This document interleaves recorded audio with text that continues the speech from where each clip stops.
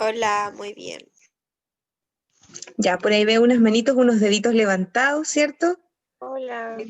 Hola chicas, bienvenidas. Gracias por conectarse en el horario correspondiente. Todavía faltan varios alumnos, pero como yo les dije ayer, la idea es que podamos aprovechar al máximo los tiempos y ya desde hoy día en adelante vamos a partir a las 11 en punto, ¿ya? Así que le agradezco a todos quienes empezaron a conectar con unos minutitos de anticipación.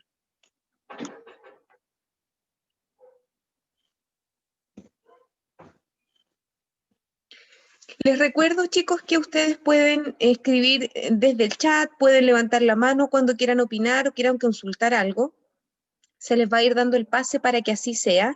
Y desde el chat también vamos a estar pendientes a ver qué es lo que nos comentan, ¿ya?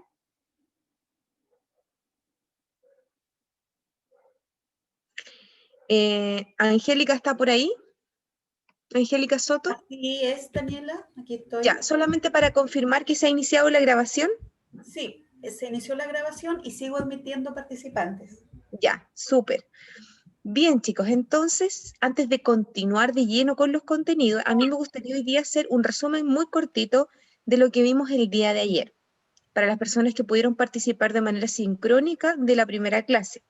Entonces, nosotros ayer hablábamos, ¿cierto?, conceptos generales y aspectos generales de los primeros auxilios, qué significan, cómo se afrontan.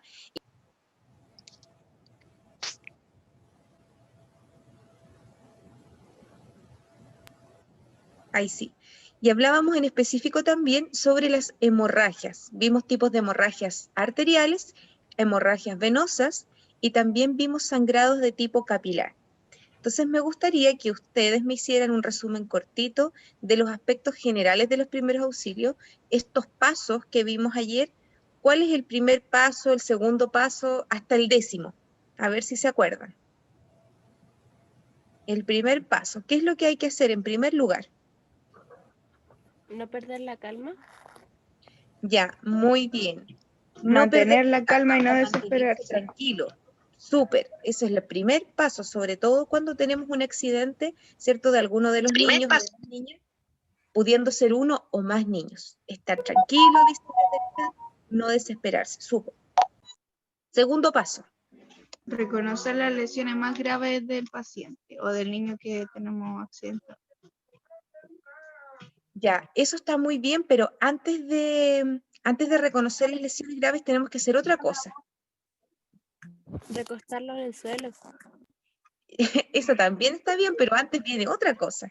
Vamos por orden. Daniela del chat dice Karen Calfil, no desesperarse. Claudia Jara dice estar tranquilos. Y dice actuar de forma rápida y utilizar lo que tenemos a mano. Ya, eso es súper bien todo lo que han mencionado. Pero acuérdense que nosotros ayer vimos paso a paso. Lo primero dijimos que era mantener la calma. Luego, ¿qué viene? Atender lo más importante. Ya, atender lo más importante, que por ahí alguien decía, ver si es que hay lesiones graves de riesgo vital o no, inmediatamente. ¿Cómo podemos evaluar las lesiones graves o de riesgo vital? Yo ayer les mencionaba 3. ¿Se acuerdan cuáles eran?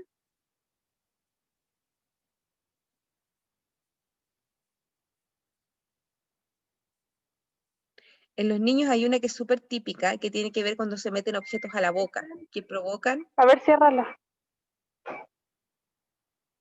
Echar un poquito más, yo creo.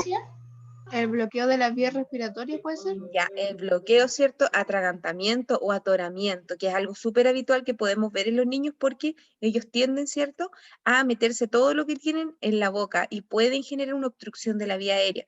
Por lo tanto, ese es un escenario de un riesgo vital importante y necesito actuar súper rápido porque tiene riesgo de vida en ese momento ese niño. Otro emergencia vital son lo que vimos ayer en detalle, La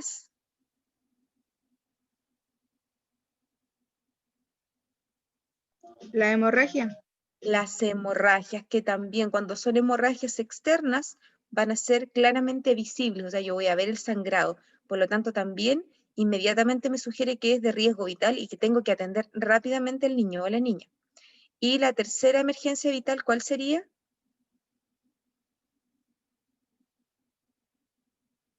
Puede ser algún trauma, no sé, algún paro cardíaco o respiratorio. El paro cardíaco, muy bien.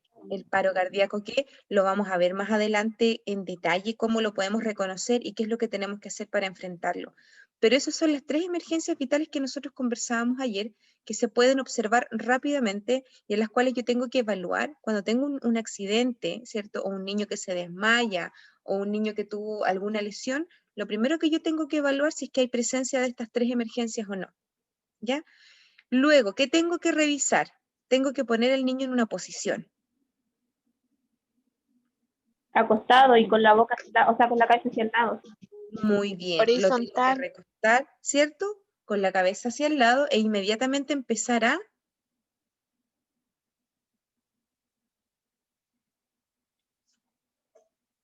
Una vez que yo lo tengo en la posición de seguridad, tengo que comenzar a... Examinar. Exactamente, muy bien, Vania. A examinarlo, ¿cierto? A revisarlo, a hacer un examen físico, y para eso voy a tener que desprender las prendas porque pueden haber lesiones o incluso hemorragia que en ese momento no son visibles y yo necesito desprender la ropa y revisarlo completamente, ¿ya? Completamente. Luego de eso, ¿qué debemos hacer? Abrigarlo con lo que tenemos a mano. Muy bien, abrigarlo con lo que tengamos a mano. Si tenemos estas mantitas térmicas sería ideal, si tenemos una frazada a mano sería ideal, pero si no contamos con nada, con lo que tengamos. Me sacaré yo el polerón, la chaqueta, lo que ande trayendo, pero lo importante es abrigarlo en ese momento. Luego, ¿qué continúa?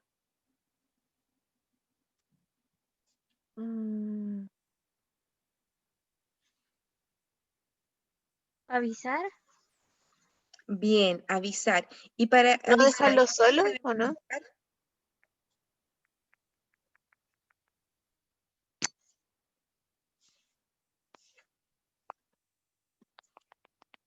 Para dar aviso al centro asistencial, ¿qué número tenemos que marcar?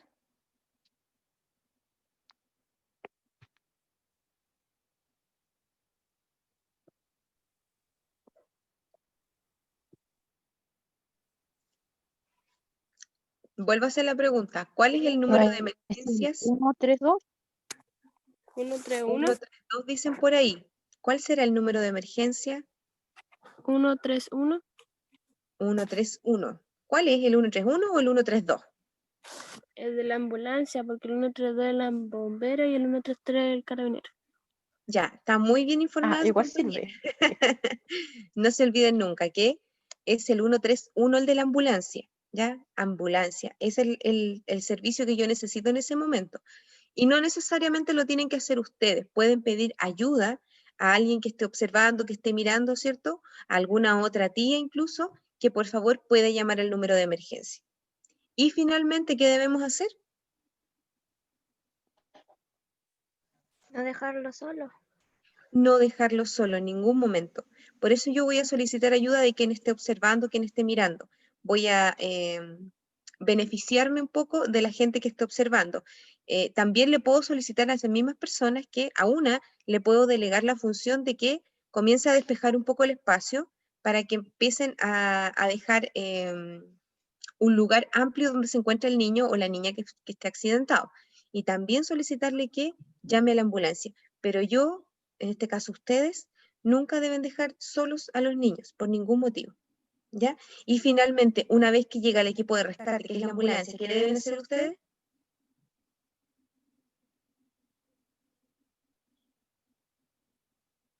Informarle lo que pasó. Muy bien, informar todo lo que se hizo, ¿cierto? Si es que ustedes estuvieron presentes en el accidente, describir cómo fueron los sucesos y lo más importante, describir qué fue lo que hicieron, dependiendo del tipo de lesión que haya tenido, cuáles son los primeros auxilios que ustedes brindaron, porque eso va a ser de mucha ayuda al momento de trasladar a este niño al servicio de urgencia, porque ya van a haber habido muchas actividades y procedimientos que ustedes ya hicieron. Y en este caso ya en la ambulancia, ¿cierto? Y una vez en la urgencia se van a hacer actividades de mayor complejidad. Pero Daniela, lo importante es que ustedes atiendan de manera inmediata la urgencia en ese momento. Angélica. hay un desfase o tu voz se escucha doble. ¿Podrías hacer una prueba, por favor? Una prueba de desconectar tu audio y volver a conectarlo, Ok. por favor.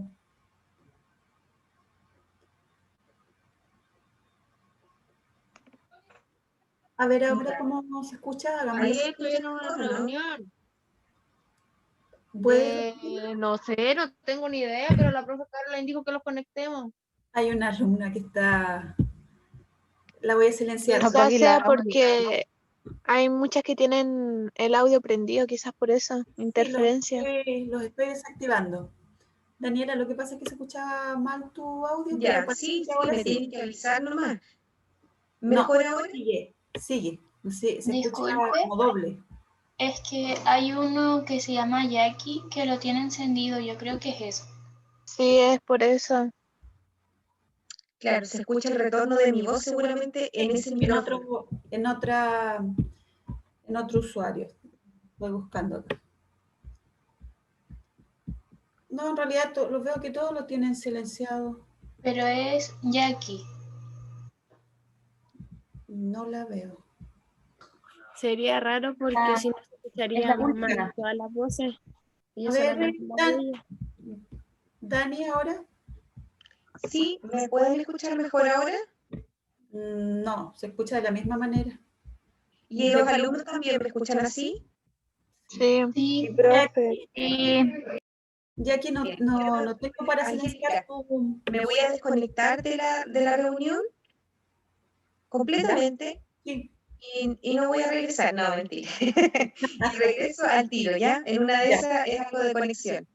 ya. Hagamos la ¿Ya? prueba. Gracias, Dani. Ok.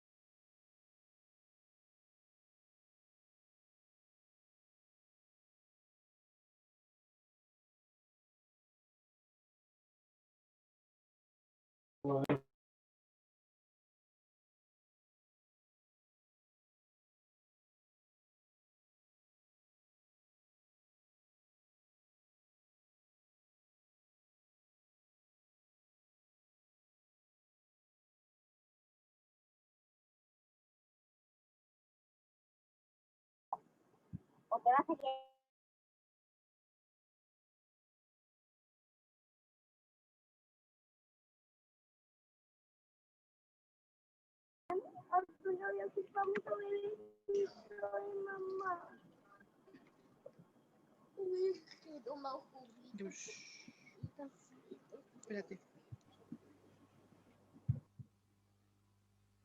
Ya, ahora sí, ¿me escuchan mejor? Sí, ahora sí. Sí, ahora Daniela. sí, Dani. Se escucha Ya, mejor. súper. Sí, me puse audífonos mejor para evitar cualquier problema. Pero cualquier cosa me tienen que avisar. Bueno, Angélica me avisa inmediatamente, pero los chicos igual si escuchan algo raro ahí o algún retorno, tienen que avisar inmediatamente, ¿ya? Sí. Bien, entonces nosotros estábamos haciendo este resumen de qué manera actuamos ante una emergencia dentro de los aspectos generales. Mantener la calma, han dicho ustedes, evidenciar las principales lesiones que pudiera tener el niño o la niña que tengan que ver con una emergencia vital. Por ejemplo, un paro cardiorrespiratorio, una hemorragia visible o un atragantamiento, ¿cierto?, que pudiera sugerir una obstrucción de las vías aéreas. Eso es de riesgo vital, por lo tanto lo tengo que manejar inmediatamente y es lo primero que yo busco, ¿ya? Luego, atender las lesiones, dejar a nuestros pequeños en posición de seguridad, ustedes lo han dicho muy bien, de espalda con la cabeza hacia un lado, abrigarlos con lo que tengamos para mantener la temperatura corporal lo más óptimo posible. Luego de eso, asistir, ¿cierto? Y revisar, hacer un examen físico bien completito, buscando algún tipo de lesión que no se vea a simple vista. Llamar al equipo de rescate o de emergencia, que es el 131, pidiendo ayuda. Y finalmente, darle todas dar todos los antecedentes que nosotros tenemos del accidente cuando llegue el equipo de rescate y cuáles fueron los primeros auxilios que se brindaron en ese momento, ¿ya? Jamás dejar solo a los niños, nunca. Lo hemos dicho en varias oportunidades. Hay lesiones incluso complicaciones que se agravan muy rápidamente de un momento a otro, en cosa de segundos. Por lo tanto, es súper importante quedarse siempre con ellos pendientes y atentos a algún cambio. Además de eso, nosotros vimos ayer, hablamos sobre las hemorragias, que ya sabemos que es un problema de riesgo vital en cualquier niño. Y diferenciamos 3 tipos de hemorragia. ¿Ustedes se acuerdan cuáles son? Arterial, Real. venosa. Venosa, nasal, capilar. Y la capilar. Arterial, venosa y capilar. La arterial, como dice la palabra, es cuando se rompe, ¿cierto? Una arteria y es la más grave de todas. ¿Por qué es más grave una hemorragia de una arteria que de una vena? Porque sale la sangre abundante. Ya, muy bien. Sale como al ritmo del pulso. Exactamente. Una gran cantidad de sangre. Por lo tanto, en segundos podemos tener una complicación súper severa de una persona que esté con una hemorragia arterial. ¿Y de qué color o qué características tiene esta sangre? Roja brillante. Rojo clarito y brillante. Ya. ¿Y de qué otra manera sale? Se va a observar la salida A borbotones. Chorritos. a borbotones, ¿cierto? O sea, exagerada. Yo les dije ayer, una hemorragia arterial es exagerada y ustedes se van a dar cuenta inmediatamente. A diferencia Como de en la las hemorragia, películas. como en las películas. A diferencia de la hemorragia venosa, que también va a haber una salida importante de sangre, pero la sangre es un color rojo un poco más opaco, como oscuro, y la salida es un poco más pasiva, no sale así a borbotones, no es exagerada. Y luego tenemos la capilar, que son estas heridas que nosotros nos hacemos o hemorragias que pudieran haber de capilares, que son vasitos muy superficiales que pasan entre medio de la piel, en la primera capa superficial de la piel, que es la epidermis, y que también son muy exagerados porque tienden a sangrar mucho. Cuando ustedes han cortado los dedos o la yemita de los dedos, ustedes ven que el dedo sangra, sangra, sangra. Son los capilares, porque son muchos los que se rompen, pero no es algo grave. Y eso también vimos cómo afrontarlos. Cuando tenemos una hemorragia de tipo arterial, ¿qué es lo que debemos hacer? Si ustedes la logran identificar en un niño, ¿qué es lo primero Presionar. que hacen? Con gasas limpias. ¿Ya? Con lo que se tenga a mano, La mano. inmediatamente. Muy bien. Presionar, comprimir el sitio donde está sangrando con lo que tengamos a mano. Ojalá tengamos botiquín rápido y podamos sacar una gasa o un apósito limpio. Pero si no tenemos nada, tenemos que comprimir con lo que tengamos. ¿Ya? Ahora que en el chat mencionan lo del torniquete, ¿qué hablábamos del torniquete ayer? No se puede Que ya no se hacer puede hacer. Casi. Ya. Solamente para personal capacitado. Y en Exactamente. casos muy extremos. En casos muy extremos, el personal capacitado es Que el único que puede está ser autorizado a utilizar torniquetes. Muy bien. Nosotros solamente vamos a comprimir el sitio. Ahora, ¿qué pasa si tenemos una hemorragia arterial y llevamos comprimiendo por lo menos 10 minutos? ¿Qué debemos hacer? que son- 5 minutos. Que sea 5 segundos de 5 descanso. segundos, ya nada más que 5 segundos, dejar de comprimir un poco. Tampoco se trata de soltar, porque si yo suelto, la sangre va a volver exageradamente a salir. Soltar un poco y contar hasta 5 y volver a comprimir, ¿ya?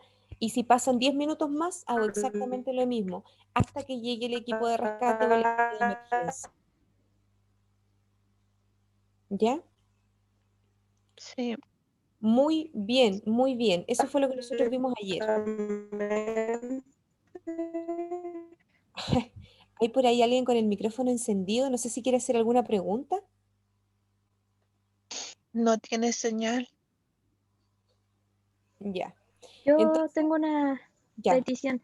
Si pudiera hacer con su mano como el proceso que se hace de tomar 10 minutos y después soltar 5 segundos. Ya, muy bien. Vamos a tratar en lo posible de mostrarlo. Mano abierta, ¿cierto? Con lo que yo tenga, ya sea una gasa, un apósito, un paño, una sabanilla, una bufanda, lo que tengan a mano en el momento, riesgo vital. Lo que me interesa a mí es salvarle la vida a ese niño y que no se complique por la hemorragia arterial, porque se me puede morir. Se me hace una hipotensión, me hace un paro cardíaco y muere. Por lo tanto, comprimir a mano abierta primero con una, luego con la otra encima, ejerciendo presión. Una vez que han pasado por lo menos 10 minutos, yo tengo que soltar un poco esa presión, un poco, ¿ya? Cuento hasta 5 y vuelvo a comprimir con fuerza, ¿ya? ¿Cómo puedo saber yo que estoy comprimiendo bien? Porque no sigue saliendo sangre, o por lo menos sale escasamente, ¿ya?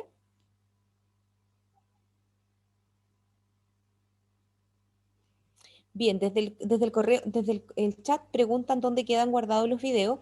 Hay un drive que se ha dispuesto para todos donde quedan guardadas las grabaciones y de hecho la del día de ayer ya está disponible en el drive para que la puedan revisar quienes no pudieron participar o quienes hayan quedado quizás con alguna duda. ¿Ya? Pero está disponible el drive que les llega a su correo.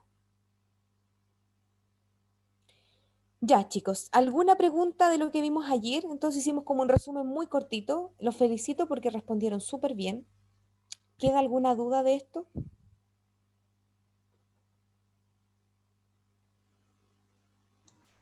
Profesora, Catalina acá, quería pedirle a las chiquillas que a las que solamente tienen un nombre, que agreguen su apellido, por favor, o si tienen algún diminutivo, que pongan nombre y apellido para el listado, porque si no van a quedar ausentes. Ya, gracias, Cata. Chicas, por favor, entonces, a cambiar los nombres de sus usuarios porque tengo, claro, aparece Dafne, por ejemplo, que no sabemos qué apellido tiene, Cristian, Vania Romina, necesitamos sus apellidos para que puedan quedar presentes, por favor, para que cambien ahí el usuario. Yo me acordé de algo. ¿Qué hacemos cuando los niños tienen una hemorragia nasal? ¿Cómo actuamos? Ya sabemos que tenemos que mantener la calma y todos los aspectos generales que hemos visto, pero ¿cómo Sentarlos. controlamos? Hay que sienta sentarlo. el niño Ya, Mm. se siente. Se tiene que sentar en una ¿Correcto? silla de derecho y ahí hacer presión solamente. y si la sangre sigue saliendo hay que colocarle un tapón de algodón. Ya, súper bien. Nada más que eso. No tenemos que pedir al niño que hiperextienda el cuello hacia atrás, ni hacia adelante, ni llevarlo al lavamanos como se hacía antiguamente y dejarlo sangrar eternamente. Hay que comprimir. Igual que en una hemorragia, como lo hemos conversado hasta ahora, en la epistaxis, que ese es el nombre técnico del sangrado nasal, se controla con compresión de la fosa nasal donde está sangrando y si no se detiene el sangrado, se deja un tapón con algodón o con una gasa limpia para poder mantener la compresión hasta que el sangrado se detenga. Cristiane, dice, perdón, chica. Cristiane era, no Cristian, ¿ya? Es Cristiane Ruiz. Ya, ahora sí vamos a continuar entonces con lo que, Disculpe, ¿puedo hacer una pregunta? por supuesto. ¿Qué tipo de hemorragia es la nasal? Ya, ¿alguien recuerda qué hemorragia es? ¿Es arterial o es venosa? Eso lo dijimos ayer. Venosa. Venosa. Es Arterial. venosa, no, es venosa, ¿ya? Por lo tanto, si bien es una hemorragia y es de riesgo vital y hay que atenderla inmediatamente, es una hemorragia venosa, menos grave que una arterial, pero no menos importante, por lo tanto la tengo que controlar igual, pero es venosa, ¿ya? Profe, una pregunta. Sí. ¿Cómo se presiona la nariz? Comprimen, puede ser con uno o con dos deditos la fosa nasal, solamente comprimir, ¿ya? Si no cede con la compresión de la fosa nasal, utilizamos un tapón de algodón o una gasa.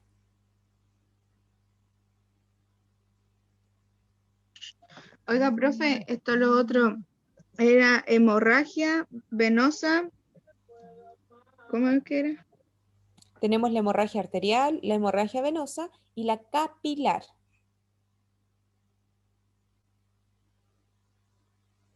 ¿Sí? ¿Queda claro? La capilar era cuando uno se corta poquitito, profe.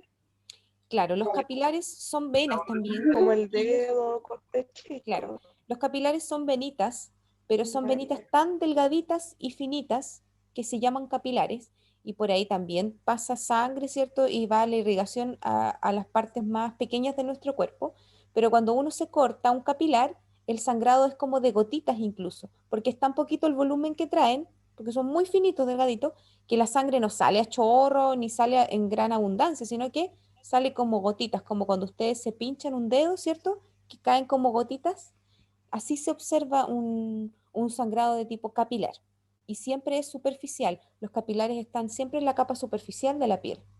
Ya si yo me llegara a cortar más adentro mi dedito, por ejemplo, probablemente pasaría a romper una vena.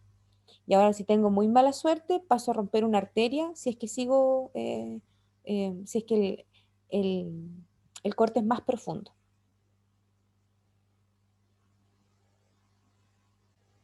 Angélica, ¿tú me podrías autorizar para poder compartir pantalla, por favor? De inmediato.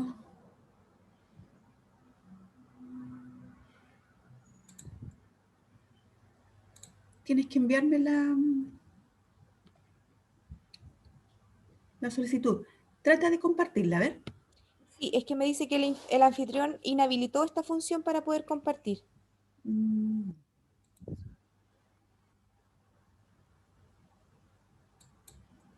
Ya, a ver, a ver. Ahora sí que sí. Ya, muy bien. Muchas gracias. Pueden ver la pantalla, ¿cierto? Sí, se está, por lo menos yo la veo de acá. Ya. ¿Me esperan un segundito? Voy a arreglar esto un poco de el video que tengo un poco complicado acá.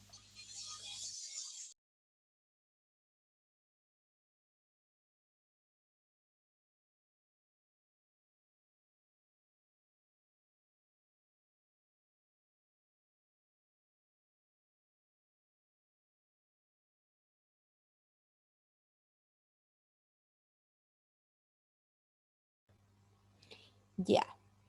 Ahora sí, chiquillos, vamos a continuar entonces. Miren, acá yo tengo la imagen que ayer les mostraba para diferenciar un poco las hemorragias de tipo arterial, venosa y capilar. Entonces, yo les decía que las arteriales eran muy exageradas la salida, a borbotones, ¿cierto?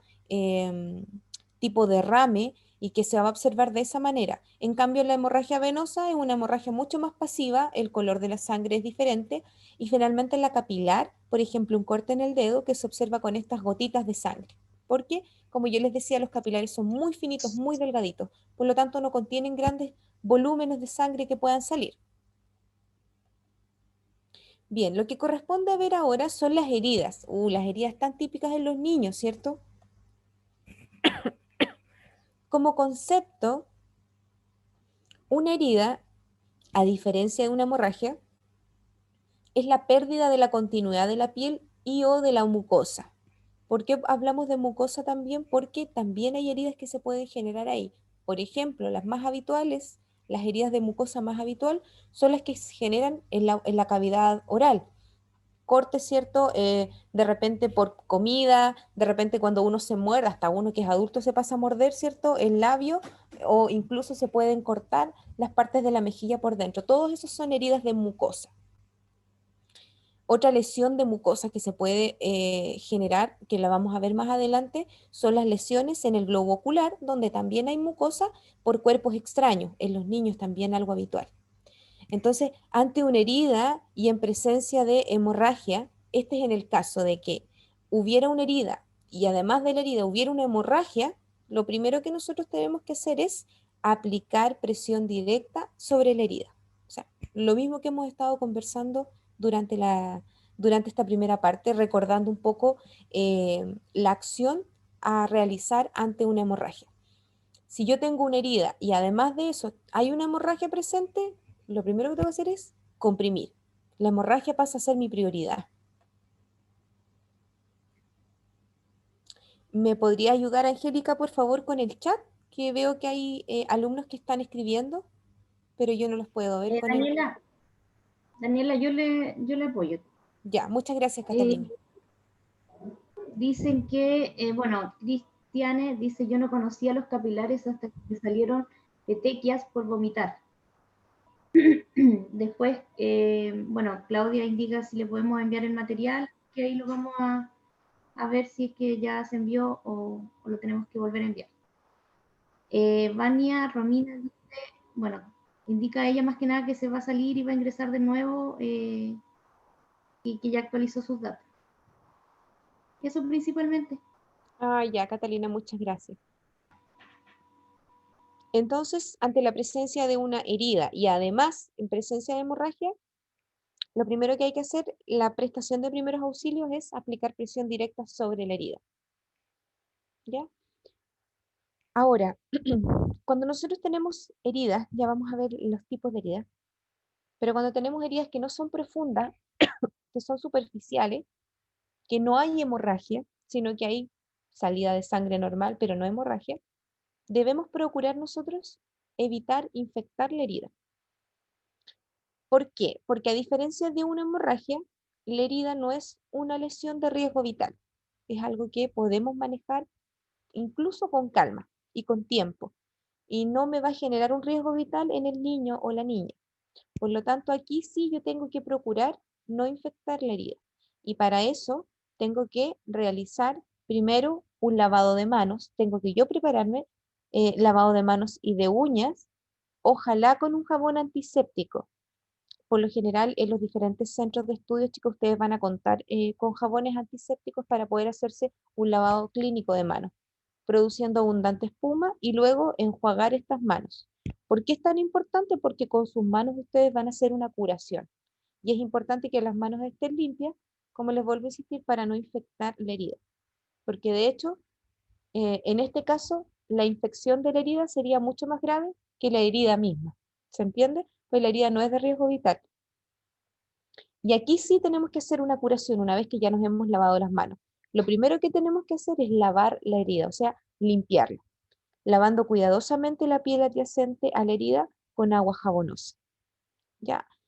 Dentro de todo, nosotros sabemos que los aspectos generales debemos mantener la calma nosotros, debemos tratar de calmar al niño o a la niña que está en este proceso, tratar, recuerden, de no mostrarle sus lesiones. Por lo tanto, si hay una herida ahí en un bracito o en una mano, tratar de que el niño no la vea directamente. La vamos a limpiar, la vamos a lavar con agua y jabón, la vamos a limpiar nuevamente con agüita tibia o fría y finalmente vamos a eliminar todos los cuerpos extraños que puedan estar presentes en la lesión, incluso cuerpos extraños que puedan estar incrustados. Pueden ser astillas, vidrio, o sea, con el instrumento con el que se hayan hecho la herida a los niños. O si fue una caída, las típicas piedritas que hay en el cemento, en la tierra, ¿cierto? Eso todo hay que limpiarlo, retirarlo. Luego de eso se aplica un antiséptico en la herida, limpiando primeramente los bordes y luego la herida.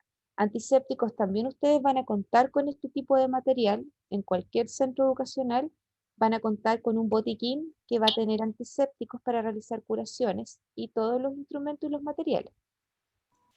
Y finalmente, después de haber lavado la herida, de haber limpiado, de haber retirado los cuerpos extraños y de haber aplicado el antiséptico, recién voy a proceder a cubrir esta herida con una gasita, con un apósito y con una tela adhesiva, como se ve en la imagen.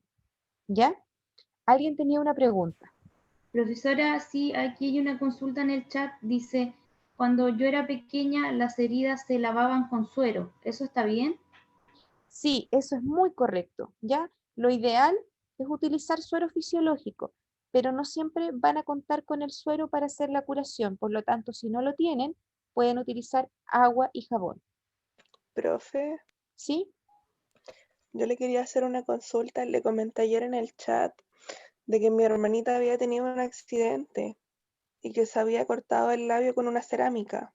Ya. Y bueno, ella la herida no se la vio, pero lo que veía era que botaba mucha sangre por la boca. Y nosotros lo que hicimos fue echarle agua a la herida, agua fría, Ya. y le echamos agua, le pusimos un paño y con el paño le apretamos ahí en la herida y le pusimos una bolsa con hielo encima. Y la llevamos a urgencia y ella en la urgencia le lavaron con el agua oxigenada y le pusieron los parches que son como los puntos. Ya, Pero si claro. uno no tiene como los elementos necesarios para limpiar, ¿estará bien hacer eso o es mejor solamente aplicar el paño? No, está súper bien lo que hicieron ustedes, porque las heridas de labio, chicos, son súper exageradas también, porque pasan muchos capilares, de hecho, pero son muchos. Entonces, cuando uno se corta el labio, sangra muchísimo, es exagerado. No es una hemorragia, pero sí hay un sangrado abundante que es venoso. Lo importante es que es un sangrado venoso, porque son puros capilares. Entonces, una buena manera de controlar un poco la hemorragia, además de comprimir ahí, justamente es aplicar frío local, por ejemplo, hielo. ¿Por qué? ¿Qué es lo que hace el hielo? El frío vasocontrae los vasos, ya sean arterias, venas o capilares. ¿Qué significa vasocontraer? Que tienden como a apretarse, cerrarse. Y al hacer esto los vasitos, la sangre sale en menor cantidad, ¿ya? Entonces está súper bien lo que hizo su compañera. En ese caso, lo ideal hubiera sido lavar la herida primero, ya haber hecho una curación. Lavar la herida primero, haber aplicado algún antiséptico en la región donde estaba la herida y haber cubierto con algo, haber comprimido, ¿cierto? Y haber cubierto con alguna gasa. ¿Qué fue lo que finalmente hicieron? En la urgencia. Pero para haber afrontado la situación con poco conocimiento lo hicieron súper bien porque aplicaron hielo en el sitio de la herida, pero también procuraron comprimir, ¿cierto? Aplicaron presión ahí hasta llegar a la urgencia. Pero está bien lo que hiciste. Ahora, teniendo los materiales y los instrumentos que ustedes sí van a poseer en un botiquín, lo que corresponde es que hagan la curación completamente, que laven la herida, que limpien con el antiséptico, si es que hay cuerpos extraños, los retiren y finalmente pongan un apósito y una gasa, un apósito y una tela para poder comprimir el sitio de la lesión. ¿Ya? Y posteriormente, por supuesto, derivar al centro asistencial para ver si hay necesidad, por ejemplo, de suturas, que fue lo que le pasó a su compañera con su hermanita que después de hacerle la curación le pusieron punto, ya le hicieron un afrontamiento para que eso cierre. Profesora, Sí. acá hay otra consulta de María Reyes. Dice, ¿qué pasa en caso de que el niño tenga diabetes?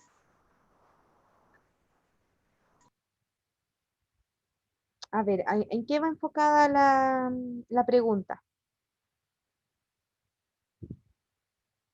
No entiendo muy bien el objetivo de la pregunta, porque un niño con diabetes tenemos que hacer exactamente lo mismo, pero tu pregunta va por el tema de la cicatrización o por la descompensación.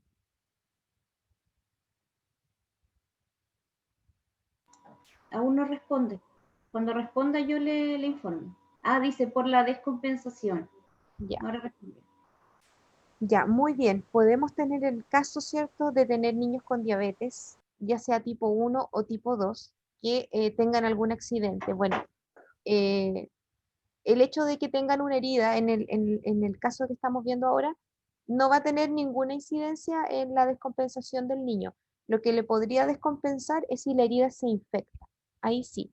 Cuando hay una infección de cualquier lugar del cuerpo, las personas diabéticas tienden a aumentar los niveles de glucosa en sangre y se descompensan mal porque se les sube mucho el azúcar. Pero en el momento del accidente en realidad no hay ningún problema, o sea, se maneja de la misma manera que con cualquier otro niño. Por eso es tan importante hacer la curación, porque mi objetivo aquí es evitar que la herida se infecte, porque eso sí que es problemático, ya sea para un niño diabético o un niño que no es diabético. A cualquiera de nosotros, si se nos infecta una herida, ya nos genera un problema, porque requerimos de probablemente tratamiento antibiótico, curaciones más seguidas, si el niño es diabético le va a descompensar la diabetes, etc. Por eso yo les decía que el objetivo de las heridas cuando son heridas leves o superficiales, el objetivo es evitar la infección, Y para eso la única manera es haciendo una curación, como lo hemos mencionado hasta ahora. Pero antes de hacer la curación, recuerden que ustedes deben lavarse muy bien las manos con agua y con jabón antiséptico que van a tener disponible. Y luego de eso, hacer este procedimiento. ¿Ya? Ahora, ¿qué pasa si la herida es punzante o cortante? Por ejemplo, no sé, pues el niño estaba jugando con un elemento de vidrio, esto se rompió y con el vidrio se cortó en el brazo. Aquí lo que podemos hacer es lavar con agua oxigenada, aplicar un antiséptico y cubrir la lesión. Es decir, vamos a hacer lo mismo que en la anterior. Vamos a lavar con agua y jabón, vamos a aplicar un antiséptico que podría ser agua oxigenada y vamos a limpiar y cubrir la lesión nuevamente para después trasladar con el servicio de emergencia que pueda ser evaluado a ver si necesita suturas o no. Y acá podemos ver, ¿cierto?, el traslado de los niños a un centro asistencial. Eso es la última parte. Una vez que ustedes ya aplicaron los primeros auxilios, en ese momento ya se realiza el traslado de los niños al hospital. ¿Quedan claras? ¿Quedó clara esta primera parte?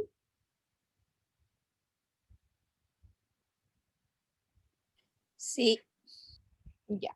Y otra cosita importante es que con un golpe, por ejemplo, porque Sí. nosotros podemos tener heridas por corte, por rasguño, por mordedura, o sea, una infinidad de causas por las que un niño pueda tener una herida. Y dentro de esas causas también están las contusiones, es decir, por golpes, caídas, cabezazo, jugando, etc. En las contusiones también, además, ustedes pueden ver en la imagen, además de haber un hematoma y una equimosis en el sitio donde se generó la lesión, el golpe, también el golpe puede generar rotura de capilares. ¿Se acuerdan que yo les decía que los capilares son muy finitos, muy delgaditos y superficiales? Por lo tanto, cuando uno se golpea muy fuerte, también se puede romper la piel y aparece este sangrado que es de los capilares. Lo que tenemos que hacer aquí es exactamente lo mismo, o sea, hacer la curación, limpiar, pero aquí sí es importante aplicar compresas frías o compresas de hielo en las primeras 24 horas. ¿Por qué? Porque hay un golpe, hay un hematoma, hay una inflamación del sitio donde se generó la lesión. Y el frío, como yo les explicaba, lo que hace es provocar una vasoconstricción. Y la vasoconstricción de las venitas y de los capilares va a hacer que deje de sangrar y que esa inflamación no siga aumentando, que se detenga ahí, que se estanque. Eso lo va a lograr el frío, ¿ya? Importante mencionar aquí que cuando nosotros aplicamos frío local, si no tenemos compresas, solamente contamos con hielo, ese hielo yo lo tengo que envolver en algún paño. No puedo ponerlo directo en la piel, ¿ya? Porque también he visto estas situaciones donde ponen hielo directo en la mano, en el ojo, en la frente, donde está la lesión, el hematoma, y resulta que el hielo, chicos, en la piel, por un periodo largo de tiempo, provoca quemaduras. Pónganse ustedes un día un hielo directo en la piel y déjenlo ahí, a ver qué les va a parecer. El hielo provoca quemaduras en la piel, por lo tanto jamás lo debo aplicar directamente. Lo envuelvo en un pañito, ¿cierto? En una gasa, en un apósito, en algodón, en lo que tengan, pero jamás aplicarlo de manera directa, ¿ya? ¿Cuándo lo voy a usar? Cuando tenga hematomas, cuando tenga contusiones, cuando tenga estos moretones que quedan por el golpe. Ahí yo utilizo primero la curación y luego aplico hielo local para disminuir un poco la inflamación y que no nos quede un hematoma gigantesco que de repente puede incluso comprimir otros lugares del cuerpo. Por ejemplo, en la imagen que nosotros vemos, si no controlamos ese hematoma, esa contusión, esa inflamación va a aumentar, aumentar, aumentar, y en algún momento este pobre niñito va a quedar con su ojito cerrado y no va a poder ver, producto de la inflamación. Entonces es súper importante aplicar el hielo en esas ocasiones. ¿Por qué no calor? Porque el calor hace todo lo contrario.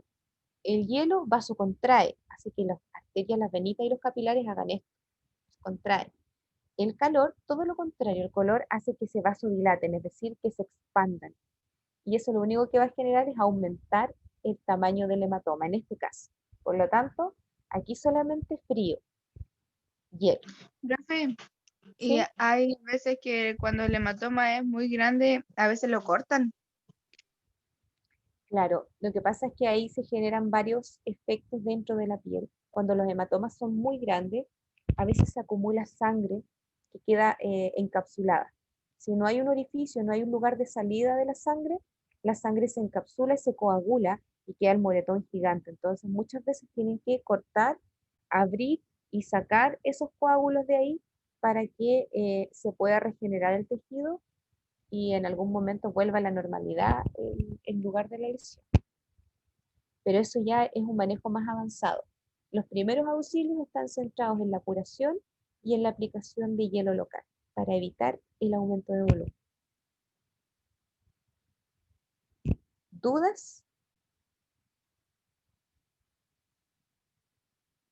¿Alguna pregunta?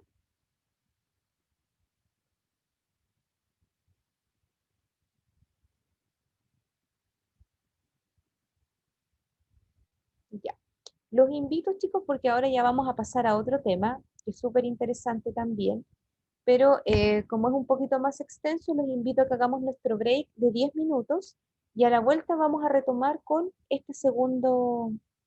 con el segundo tema del día de hoy, que es el traumatismo encefalocraniano, ¿ya? Así que hagamos nuestro break de 10 minutos y retomamos a eh, a las 12, ¿les parece? En punto.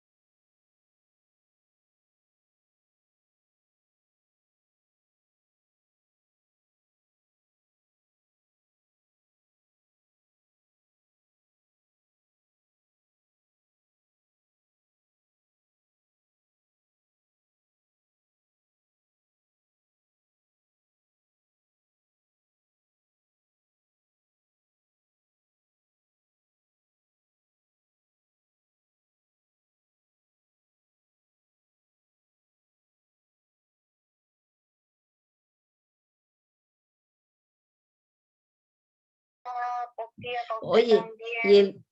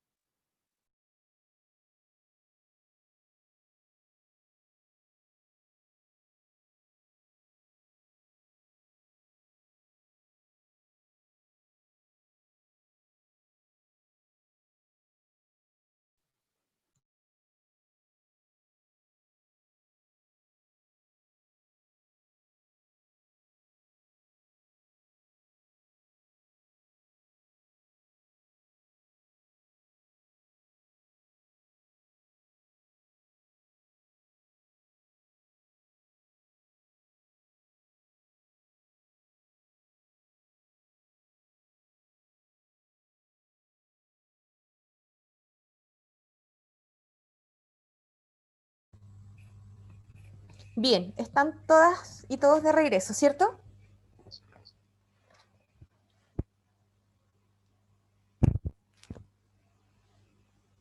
Sí.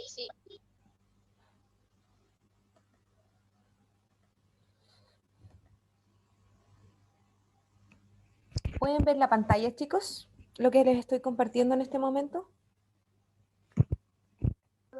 Sí. Ya. Sí, se ve bien, profesora. Súper. Vamos a hablar entonces ahora de lo que corresponde al traumatismo encefalocraneal. ¿Qué es lo que saben ustedes del TEC? ¿A qué les suena? ¿Lo han escuchado alguna vez? ¿Saben su significado? ¿Algún concepto? ¿Alguna definición? Tal vez se debe como al golpe o que sufre el cráneo. Ya, muy bien. ¿Un golpe en el cráneo? Ya tenemos ahí un concepto. ¿Qué más podemos decir del TEC?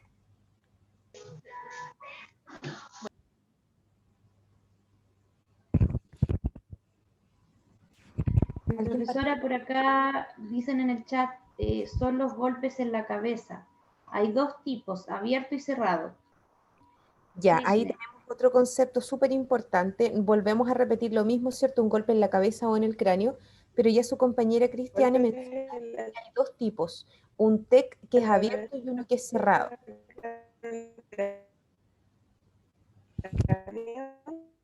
Hay un micrófono abierto, chicas, que está haciendo un poquito de interferencia.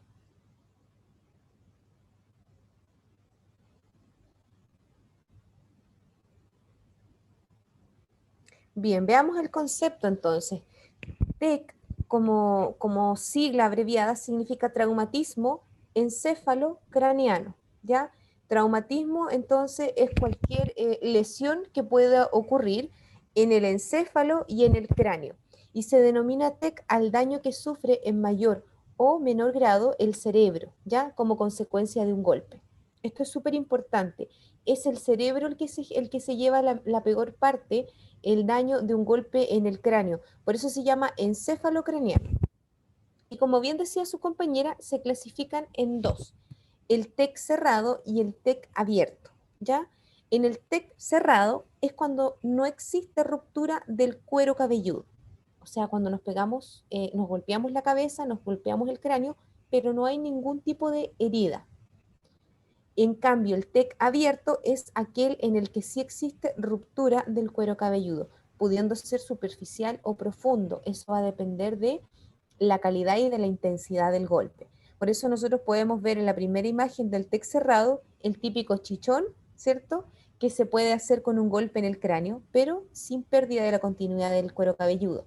En cambio, en el TEC abierto ya podemos ver evidentemente un sangrado debido a la ruptura del cuero cabelludo. Profesora, Ambos, ¿sí? disculpe, por acá Constanza Gómez consulta, ¿un golpe en el cuello igual se incluye en el TEC? También se incluye en el TEC siempre y cuando tenga repercusión en el cerebro. Lo vamos a ver más adelantito, ¿ya? Pero es una muy buena pregunta. En la primera imagen, ustedes pueden ver un niño jugando como a la especie de carretilla con otro, que puede ocurrir y es eventualmente un juego que podría terminar en un golpe en el cráneo, es decir, en un TEC, pudiendo ser abierto o cerrado. ¿Qué les quiero mostrar con esto yo? Que en realidad es, de alguna forma, es súper fácil que ocurra este tipo de accidente en los niños, por el tipo de juego que ellos llevan siempre. O sea, algo súper sano como la carretilla, pero si no ven por dónde van caminando, pasan a chocar por ahí y tenemos un TEC, que puede ser abierto o cerrado. Ambos son lesiones graves, ya independiente de si es abierto o cerrado, porque uno podría pensar, bueno, el TEC abierto es más grave porque hay sangrado. No, ambos son graves y requieren de un manejo cuidadoso y una observación constante por parte de ustedes durante 24 horas, porque se ha evidenciado que hay golpes en el cráneo que evolucionan de mala manera muchas horas después del accidente. Podemos tener un niño que ha sufrido un golpe, pues, pensemos en un TEC cerrado, y que a primera instancia se ve todo normal y bien, pero resulta que a las 12 horas de evolución tenemos un niño que comienza con compromiso neurológico, con vómito, con náuseas, con dolor de cabeza, etc. Por lo tanto, aquí la observación es súper importante las primeras 24 horas desde que ha ocurrido el golpe. ¿Cuál va a ser el tratamiento? ¿Qué es lo que ustedes tienen que hacer en caso de?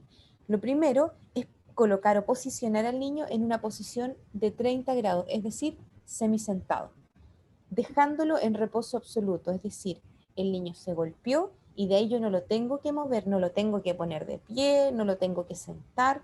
Donde se golpeó, lo posiciono en 30 grados y procuro que no se mueva de ahí, que no se levante. Si es que hubiera algún cuerpo extraño en la boca, lo tengo que retirar.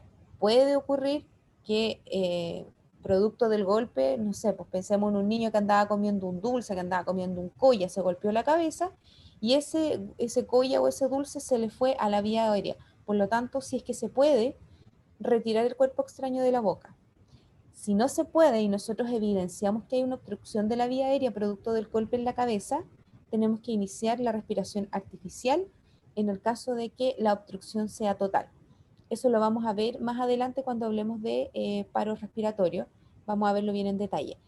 Pero puede ocurrir pues, que un golpe en la cabeza signifique un atoramiento o atragantamiento con algún objeto, sobre todo los niños, que siempre andan con algo en la boca o algo en las manos. Igual que lo veíamos al principio cuando hablábamos de los aspectos generales, acá es súper importante, como es un golpe en la cabeza, nosotros no sabemos qué ocurrió en ese cerebro, ni qué puede ocurrir a futuro en las horas que vienen. Por lo tanto, jamás dar líquidos, ya que podríamos con los líquidos provocar el reflejo del vómito, y también lo hemos dicho que puede haberse dañado el reflejo de deglución y ese vómito se podría ir a las vías aéreas. Por lo tanto, no dar líquido, ni nada a beber, ni nada a comer en ese momento. En el caso de ser un TEC abierto, que haya presencia de una herida, ¿cierto? Presencia del sangrado, tratar la herida como la hemos visto recientemente, lavando la zona, ¿cierto? Utilizando algún antiséptico, cubriendo con una gasa estéril más una tela, para así prevenir una posible infección. Y algo muy importante a tener en cuenta, chicos, es el observar las pupilas del niño o de la niña.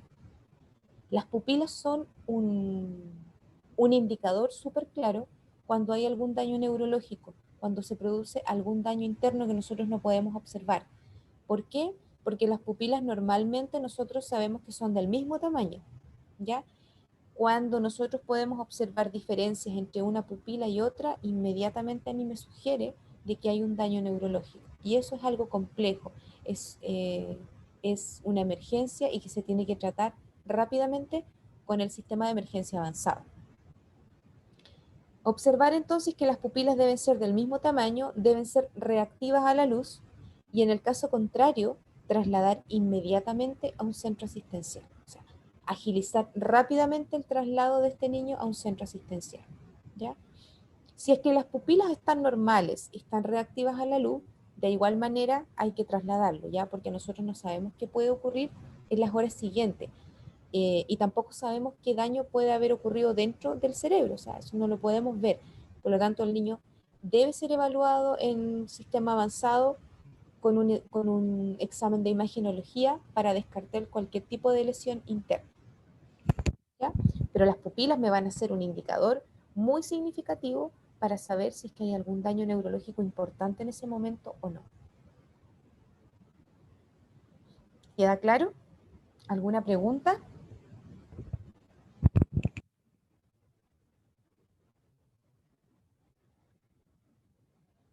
Dice que puede ser el primer trimestre.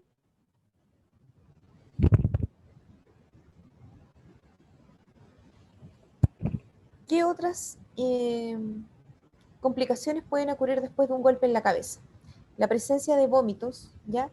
Es un indicador también, al igual que la diferencia en el tamaño de las pupilas, la presencia del vómito después de un golpe en la cabeza siempre indica un daño cerebral en evolución. Es decir, que algo está ocurriendo a nivel cerebral que nosotros no podemos evidenciar de manera directa, pero que se está reflejando a través del vómito.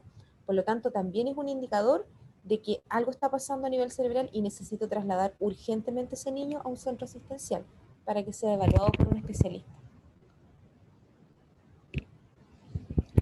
Controlar la frecuencia del pulso y el tipo de respiración cada 15 minutos.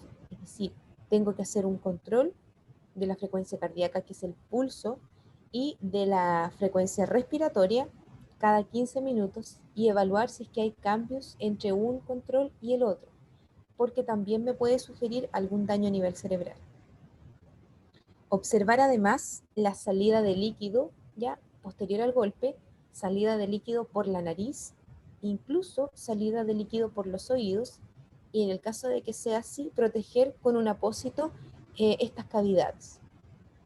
¿Qué líquido creen ustedes que podría salir por la nariz o por los oídos después de un golpe? Esto también es algo súper grave. Líquido que comprometa como las partes del cerebro. Ya, muy bien. ¿Y cómo se llama ese líquido? ¿Alguien lo sabe, lo recuerda? No estoy segura, pero líquido encefalocraneal. Ya, muy bien. Cefalorraquídeo o encefalocraneal, igual está bien dicho. Ese es el líquido que pudiera salir ya sea por la nariz o por los oídos posterior a un golpe en la cabeza. Y al igual que los vómitos y al igual que una diferencia en el tamaño de las pupilas, son un signo súper alarmante de que hay daño cerebral. O sea, nosotros, como yo les digo, ustedes no lo van a poder ver porque no tenemos rayos X para ver, ¿cierto?, traspasar el cráneo y ver el cerebro. Pero esos indicadores me van a sugerir y a ustedes les van a sugerir de que hay un daño cerebral y que este niño debe ser rápidamente evaluado por el especialista. Independientemente de la intensidad del golpe en la cabeza, siempre hay que trasladar a los niños a un centro asistencial posterior al golpe, siempre.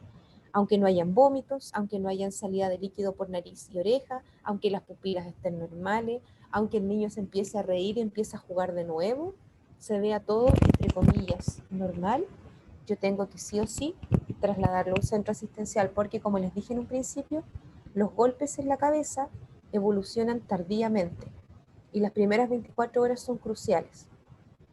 Han habido oportunidades en que los niños, por ejemplo, se han golpeado, han tenido un accidente y no ocurre ninguno de estos fenómenos inmediatamente.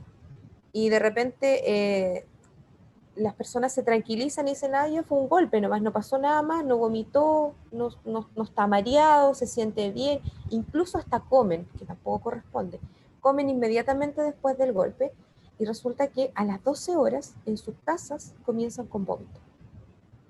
Entonces, por eso les digo, deben ser trasladados rápidamente a un centro asistencial independiente del tipo de golpe que hayan tenido. Aunque haya sido un golpe chiquitito, aunque ustedes vean que el niño está súper bien en el momento, no, nunca se queden con eso. Los golpes en la cabeza evolucionan de manera tardía. No solo en los niños, esto es para cualquier persona. Profesora, acá igual hay un comentario en el chat. Indica, a veces posteriormente sí pasan cosas. Tuvo una amiga que se dio vuelta en una moto en la nieve y no le pasó nada, entre comillas. Luego al subirnos al bus comenzó a convulsionar y fue tan grave la lesión que tuvieron que operarla y estuvo casi a punto de morir.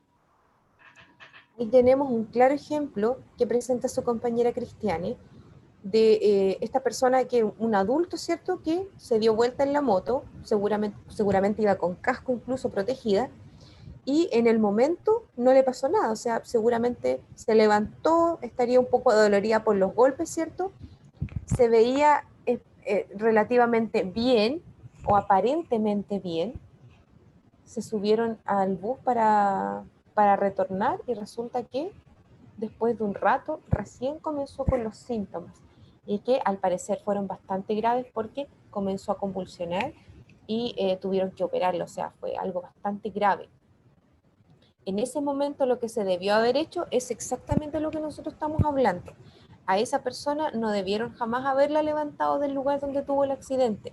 Se debió haber posicionado en ángulo de 30 grados, haber observado características de las pupilas, haber observado salida de líquido de los oídos o de la nariz, no darle nada de beber, evaluar si hay alguna lesión en la cabeza para hacer curación o no, y si estaba todo bien, como fue en ese momento, haber llamado a la ambulancia para que se la llevaran rápidamente al centro asistencial. Eso es lo que corresponde.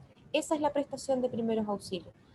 Y con esto, chicos, les quiero demostrar lo importante que es saber manejar este tipo de situaciones, porque han habido muchas situaciones en las que han habido personas que han muerto por no recibir una atención de primeros auxilios. Ahora ustedes lo saben, están aprendiendo. Por lo tanto, cada vez que se enfrenten a estas situaciones tienen que enfrentarlas de esta manera, ¿ya? ¿Por qué? Porque los desafortunos ocurren, pasan. O sea, imagínense el caso que menciona su compañera de esta amiga, que estuvo a punto de morir, porque nadie en ese momento seguramente supo actuar, nadie supo prestarle primeros auxilios en el momento en que tuvo la caída. Gracias a Dios no le pasó nada. O sea, nada más que tuvieron que operarla, ¿cierto? Pero entiendo yo de que hoy día está bien, está viva. Entonces es súper importante saber enfrentar las situaciones, dar soluciones inmediatas.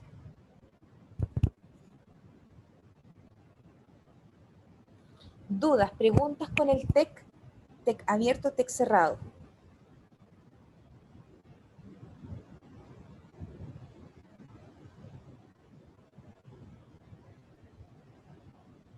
recalcarles, chicos, nunca se relajen con un golpe en la cabeza, ya sea en un niño o en un adulto. Todos los eventos que nosotros vamos a ver en este curso son importantes y deben de ser manejados de manera rápida y prestarse los primeros auxilios correspondientes. Pero quiero recalcarles, ¿sí?, el tema de los golpes en la cabeza, porque son una de las lesiones que evolucionan de manera súper lenta. Por lo tanto, nunca se tranquilicen, nunca queden tranquilos después de un golpe en la cabeza, aunque se vean aparentemente bien los niños, ¿ya? Trasládenlo sí o sí a un centro asistencial. Ustedes ya saben por qué.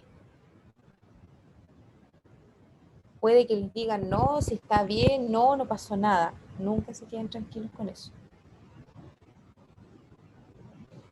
Bien, vamos a continuar con otro tema, que son los cuerpos extraños.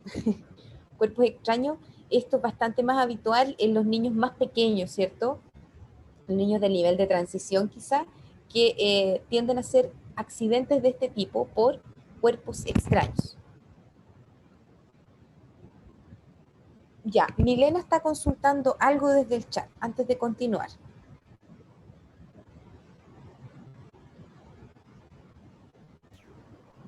Profesora, le leo la pregunta de Milena. Ya, Catalina, gracias. Dice, ¿es depende del golpe o es al recibir cualquier golpe en la cabeza? Es al recibir cualquier golpe en la cabeza. Cualquier golpe que tú recibes en el cráneo se considera un traumatismo encefalocraneal, ya sea abierto o cerrado. Puede ser un golpe nomás, pues no pasó nada, pero eso te lo tiene que determinar en la urgencia la persona que te haga un examen médico, que en este caso es un escáner. Con el escáner, cualquier persona que llega a la urgencia, chicos, por causa de un golpe en la cabeza, aunque se vea aparentemente bien, por protocolo, se le hace un escáner para evaluar si hay algún daño interno o no. Entonces, si a usted los niños estaban jugando, le llegó un pelotazo en la cabeza, TEC. Si los niños estaban jugando, le llegó una manzana en la cabeza, TEC. ¿Ya? Cualquier golpe encefalocraneal se considera TEC. ¿Sí? ¿Alguien quiere hacer una pregunta? Le pregunto por el año pasado. Mira, mejor que le escribas tu pregunta por el chat porque el audio no se escucha muy bien. El chico estaba jugando en la cabeza, como con la manilla de la puerta, se me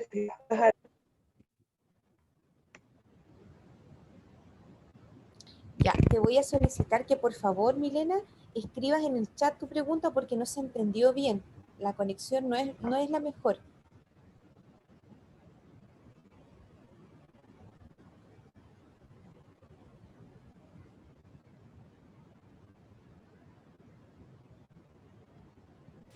Profesora, por acá Milena está escribiendo. Okay. Dice, en el jardín los niños estaban jugando y uno con la manilla de una puerta se golpeó la cabeza y le salió un chichón grande. Ya, eso corresponde a un golpe encefalocraneal y solo se le aplicó Dice que, agrega que y solo se le aplicó hielo, sí. Claro, no.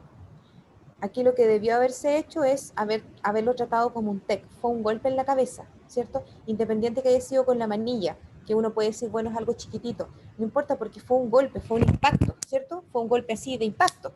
Por lo tanto, se considera un traumatismo encefalocraneal y ese niño lo que debió habérsele hecho, haberle brindado los primeros auxilios que hemos mencionado nosotros ahora. No levantarlo, evaluar características de las pupilas, evaluar características de los oídos, la nariz, revisar bien la cabeza que no haya una herida. Ahí mencioné que le apareció un chichón, ¿cierto? El hematoma, por lo tanto, fue un TEC cerrado, pero ese niño debió haber sido trasladado al centro asistencial para ser evaluado y con seguridad haber dicho, bueno, no hubo ningún daño interno. La única manera de asegurarse de eso es con una imagen, con un escáner, que lo pueden hacer en el hospital. Pero el protocolo aquí de primeros auxilios es haberlo trasladado. Imagínense qué hubiera ocurrido si este niño en la casa hubiera comenzado con vómito, con convulsiones. Ya muchas veces ocurren este tipo de accidentes y se toman muy a la ligera. Por eso yo les insisto tanto con los TEC, nunca se queden tranquilos con un golpe en la cabeza, ya sea un niño o un adulto, porque evolucionan tardíamente. Bien, vamos a continuar. Vamos a continuar con cuerpos extraños, que como yo les decía, esto es mucho más habitual o lo podemos evidenciar más en los niños más pequeños, ciertos niveles de transición. Como concepto o definición, podemos decir que un cuerpo extraño es una partícula, ¿ya? Como por ejemplo la arena, ceniza o cualquier otro objeto como semillas, monedas, botones que han penetrado en algún órgano del cuerpo y que representan un riesgo para el buen funcionamiento del sistema u órgano afectado. Es decir, el cuerpo extraño nosotros lo podemos encontrar o puede incrustarse en cualquier parte del cuerpo, no solamente en la boca, ¿ya?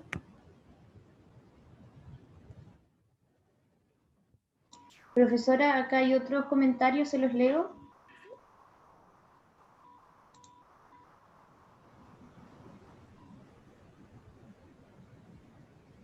Profesora, ¿me escuchó? Sí, Catalina, te escucho. Ya, mire, Milena también indica que hubo otra niña que se cayó en estos columpios que les tienen y era chiquitita, e igual se levantó y no se hizo nada más. Se informó cómo se cayó, pero no fue nada que estaba bien. Por otra parte, Claudia Jara indica, a mí cuando me tocó hacer la prepráctica, un niño de 1 año se cayó de la silla y se pegó en la cabeza. Y la tía lo primero que hizo fue levantarlo rápido y le bajó la cabeza. Y el niño comenzó con vómitos y lo llevaron al tiro al hospital y llamaron a sus padres. Eso, profesora. O sea, imagínense otro ejemplo, o sea, por eso yo les digo, chicos, estos son el daño que puede generar un golpe en la cabeza es real. Y ya va, este es un segundo ejemplo que nos pueden dar de la vida real, en este caso con un niño que se cayó de la silla, se golpeó la cabeza y nuevamente hicieron lo que no hay que hacer. Probablemente la tía no estaba capacitada en primeros auxilios, es lo más probable, por supuesto que ella, dentro de lo que pudo, trató de ayudar, pero fue peor porque lo movilizó, lo levantó y eso es muchísimo peor. Entonces, volver a lo que yo les mencionaba el día de ayer, lo importante que es saber los primeros auxilios porque muchas veces generamos más daño, o sea, generamos más complicaciones de la ayuda que queremos hacer. Yo no tengo ninguna duda que la tía quiso hacer lo mejor posible para ese niño. Le puso agua fría para que no se le hinchara tanto, para que no le quedara un hematoma, ¿cierto? Pero resulta que lo que estaba haciendo era todo lo contrario a lo que debió haber hecho en ese momento. Y el niño vomitó finalmente, o sea, el daño, el golpe en la cabeza le provocó un vómito. Y eso no es normal, si uno no vomita de la nada misma. Es un cambio a nivel neurológico que provoca el reflejo del vómito. Entonces, nuevamente con los mismos ejemplos que ustedes dan, chicas, vayan dándose cuenta de la importancia de saber este manejo, de lo importante que va a ser este curso para ustedes y de que en un futuro, cuando hagan ya la práctica laboral, la profesional y más adelante, si ustedes deciden trabajar de esto, van a estar preparadas ante cualquier eventualidad para afrontar un accidente y poder brindar primeros auxilios. Y el día de mañana, si las tías no saben primeros auxilios, ustedes lo van a saber y van a poder actuar con seguridad. Y en ese caso, jamás levantar al niño que cayó de la silla. Ya ustedes ya saben cómo resolver la situación en ese momento. Y saben también lo importante de trasladarlo a un centro asistencial. Por acá hay otro comentario igual de María Catriquil. Dice, yo una vez me di un golpe con un DVD antiguo. No me paraba la sangre y mis hermanas me pusieron un paño húmedo y llamaron un taxi. Y al llegar al hospital en Panguipulli me desinfectaron y pusieron puntos. Claro, en ese caso a María le trataron más que nada, en la urgencia le trataron como una herida, más que como un TEC, porque solamente la desinfectaron y le pusieron puntos. Ahora, lo más probable es que no hayan evidenciado ningún signo de alteración neurológica, pero lo correcto, de todas maneras, es que te hubieran hecho un escáner porque tuviste un golpe en la cabeza.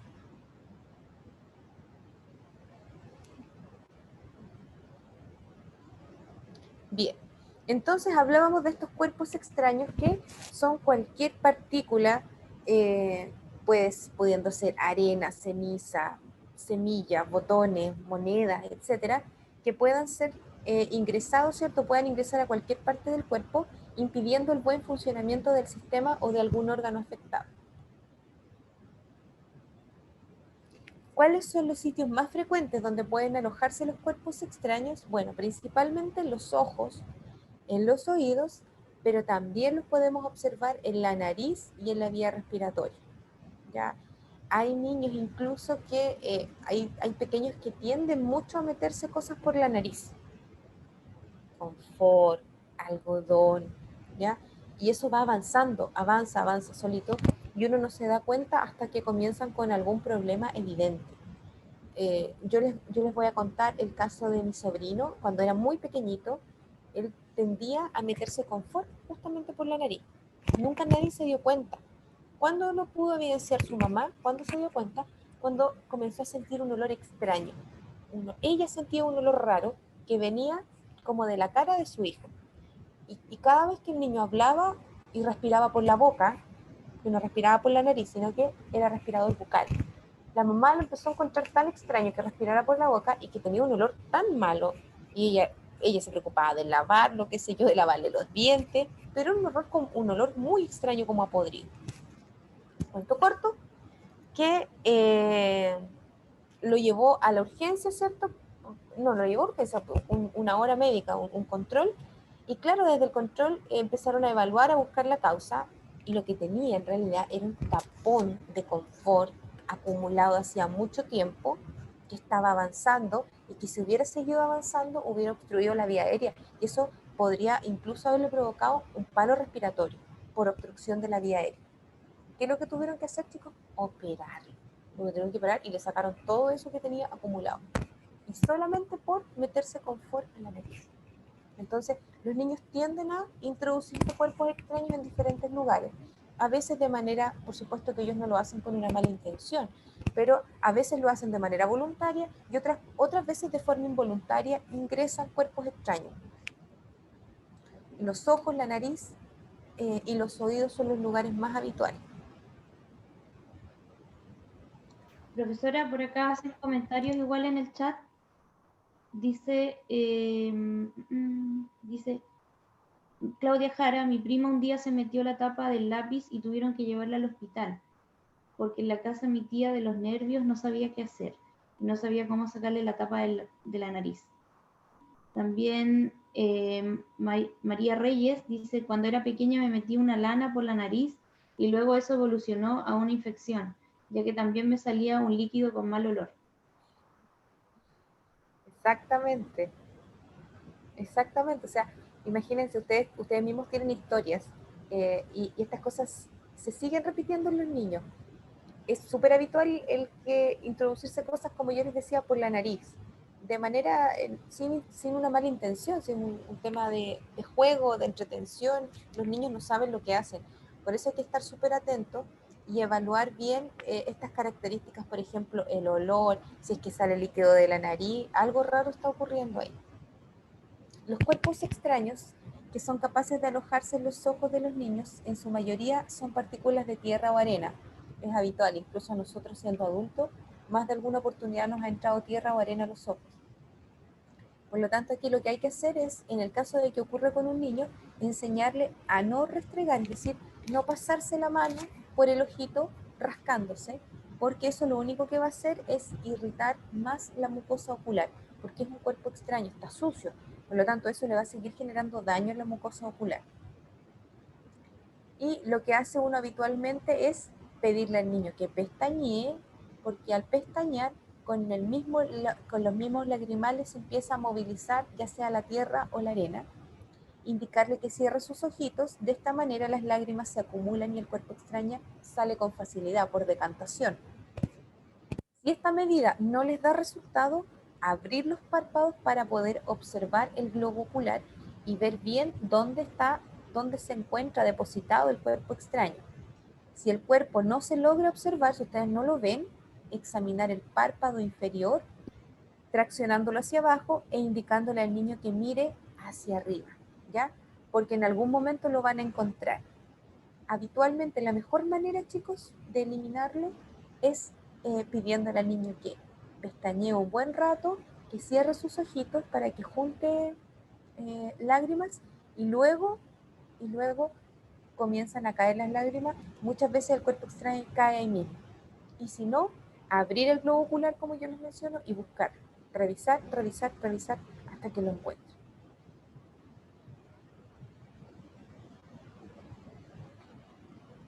Examinar el párpado superior también. Tenemos que revisar el inferior y el superior, y para eso tenemos que tomarlo y abrirlo hacia arriba, tomándolo de las pestañas con ayuda de un fósforo recubierto con algodón. Es una muy buena técnica el utilizar el fósforo para ayudarse. ¿Por qué? Porque si ustedes toman las pestañitas y las estiran hacia arriba, también pueden generar algún tipo de lesión. Por lo tanto, esa primera instancia les va a servir solamente para levantar el párpado.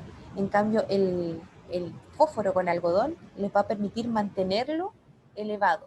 Y de esa manera ustedes pueden revisar bien dónde se puede estar depositado el cuerpo extraño, que en la imagen, como pueden ver, hay veces en que se adhiere al párpado superior y ahí queda. Entonces, por más que nosotros le pedimos al niño que pestañee, no se mueve de ahí. Dóblelo hacia arriba del párpado. Una vez visualizado el cuerpo extraño con cualquiera de estos métodos, retírelo con la punta de un pañuelo limpio y mojado para no aumentar el traumatismo.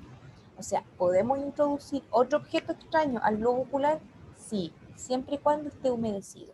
¿Ya? Obviamente tiene que ser un paño limpio. Vamos a hacer una especie de punta, ¿cierto? Humedecida, y con eso vamos a retirar suavemente el cuerpo extraño. Ahora, puede ser que esto se encuentre incrustado en el globo ocular, es decir, que esté realmente adherido y que no lo pueda retirar yo con un paño.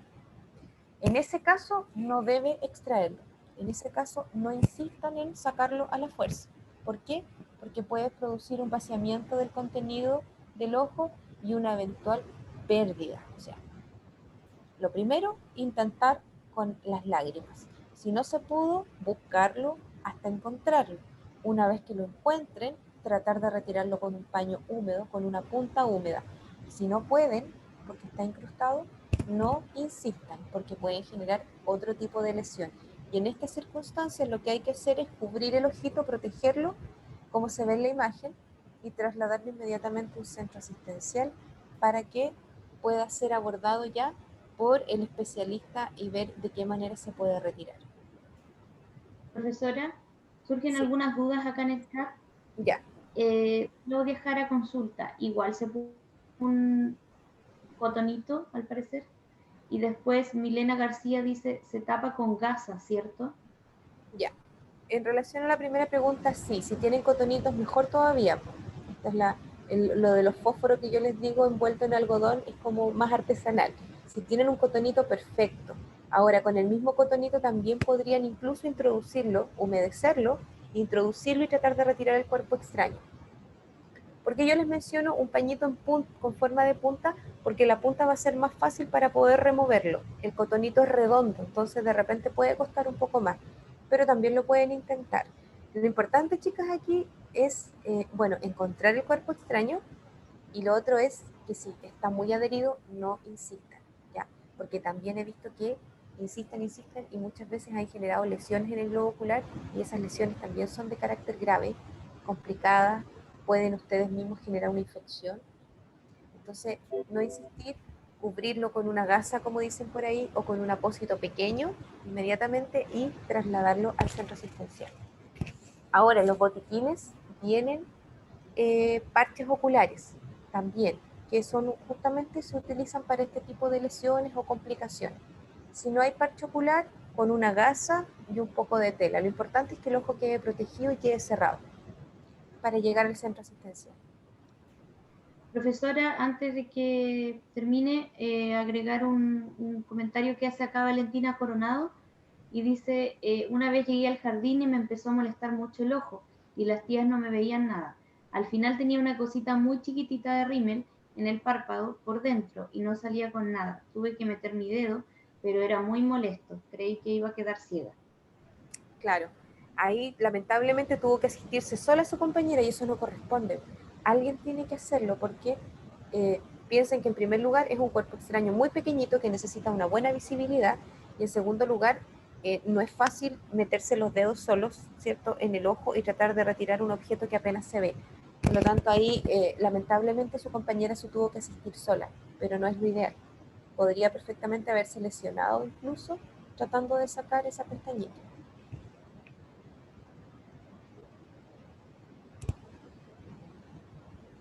Y otra cosa importante es que hay que buscar el cuerpo extraño y tratar de retirarlo.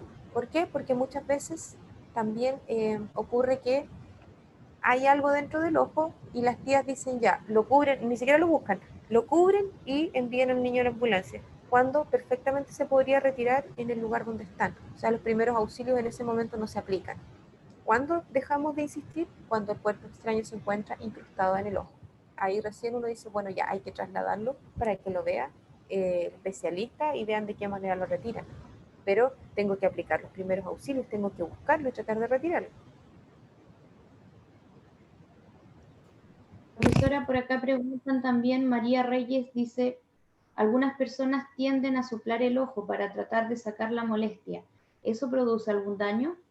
No produce ningún daño, pero no produce ninguna efectividad tampoco, porque piensen que en el globo ocular nosotros tenemos mucosa, y la mucosa se pega, se adhiera, entonces ustedes, por más que soplen, no lo van a desprender de la mucosa. Lo único que van a generar es resecar el ojo, y eso es molesto. Si ustedes, por ejemplo, le piden ahora a alguien que les sople el ojo, es molesto, porque les reseca, pero no van a obtener ningún resultado positivo con eso. Ustedes tienen que buscar el cuerpo extraño y tratar de retirarlo, de desprenderlo.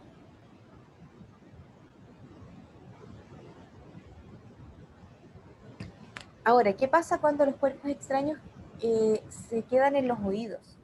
Por lo general en el oído lo que tiende a ingresar siempre son algunos insectos que buscan cavidades de ese tipo, semillitas o algún otro objeto, de repente juguetes, botones, moneditas pequeñas que pudieran ingresar.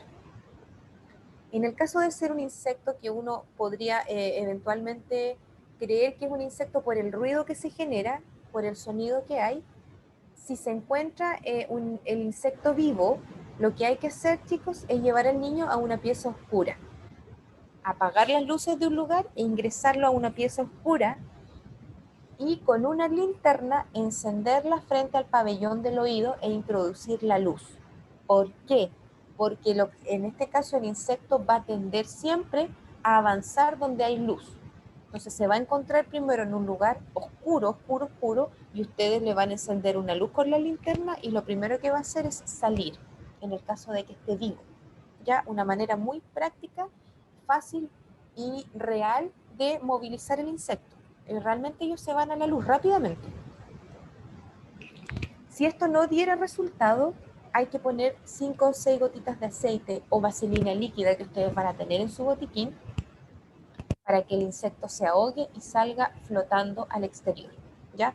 Esto les puede servir tanto en el insecto que esté vivo como el insecto muerto, que incluso el niño podría haberse metido por jugar, algo que esté muerto. Entonces 5 o 6 gotitas, no más que eso, ¿eh? Ojo, no se trata de ponerle un chorro de vaselina en el oído porque recuerden que hay un conducto del oído y ese conducto llega hasta el cerebro. Entonces vamos a estar metiendo vaselina que después se nos podría ir por otros lados. 5 o 6 gotas es suficiente, ¿ya? El niño se tiene que poner en posición sentado, no tiene que estar recostado y esperamos que el microorganismo, en este caso el insecto, se ahogue y salga por decantación porque el líquido va a tender a salir. Colocar al niño recostado en ese momento sobre el lado afectado, por supuesto, para eliminar completamente el líquido. Vuelvo a insistir, vamos a introducir vaselina solo para generar una especie de piscina con el insecto, pero ese líquido tiene que salir sí o sí, no puede quedar ahí, ¿ya?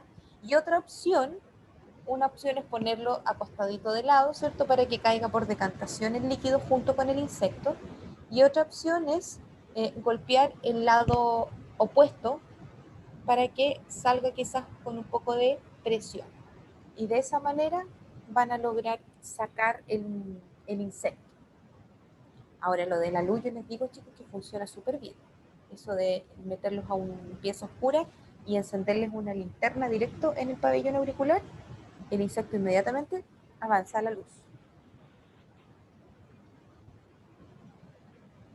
Creo que hay una pregunta.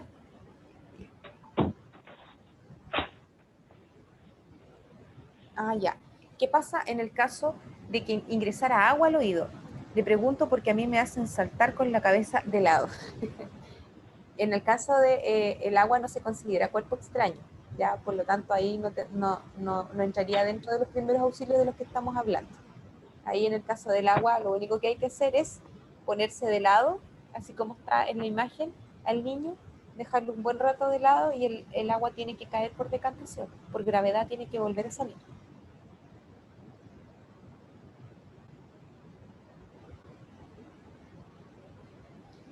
Otros objetos que pueden ingresar al pabellón auricular, al oído, son las semillas, ¿cierto? Semillas u objetos que se encuentran a la entrada del canal auditivo externo son visibles por lo general. Cuando es así, intente sacarlas con presión suave. O sea, si el objeto es visible en el oído, usted con una pinza puede perfectamente tomarlo y retirarlo suavemente. Apoyar la cabeza sobre el oído afectado y golpear suavemente en el lado contrario para ayudarse a retirar. Si después de 1 o 2 intentos el cuerpo extraño no logra salir o no puede ser extraído, o sea, les hace mucha presión en retirarlo, recurrir a un centro asistencial y no insistir. Nuevamente, si les cuesta retirarlo con la pinza, no insistir, dejarlo ahí y llevar al niño a un centro asistencial. ¿Por qué? Porque pueden generar también algún tipo de lesión a nivel interno y eso va a ser mucho más grave que tener una semilla en el oído. No sé si tienen alguna pregunta, chicas. Milena dice, y si no sale, como yo les digo, si no sale, no insistan en generar presión, lo llevan a un centro asistencial. Profe, yo le decía por el agua, que dijo de que había que poner la cabeza de lado porque igual salía, pero ¿y si no sale? Lo que pasa es que eso yo les digo, en el pabellón auricular hay conductos, y los conductos llegan hasta el cerebro, por lo tanto cuando ingresa líquido hay que tener mucho cuidado porque ese líquido puede avanzar a otros pabellones. En el caso del agua, por lo general cuando entra, después no sale completamente, pero es la única forma efectiva de poder expulsarla, quedarse de lado. Porque a mí siempre me pasa eso y trato de poner de lado para botar, pero después ya no me sale y siempre ando con dolor. Y la última vez que fui al doctor me dijo que me entraba el agua, pues que tenía que tratar de tener más cuidado.